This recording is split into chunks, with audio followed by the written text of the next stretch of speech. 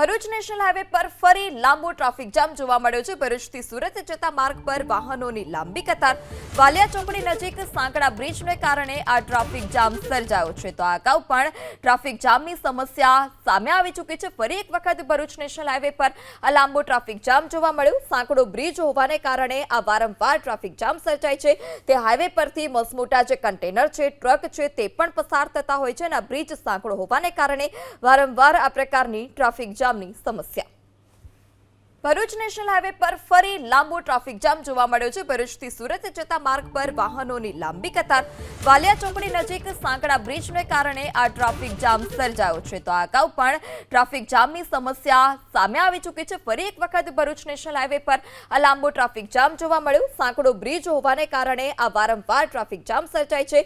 તે હાઈવે પરથી મસમોટા જે કન્ટેનર છે, ટ્રક છે, તે પણ પસાર થતા હોય છે અને આ બ્રિજ સાંકડો હોવાને કારણે વારંવાર આ પ્રકારની ટ્રાફિક જામની સમસ્યા।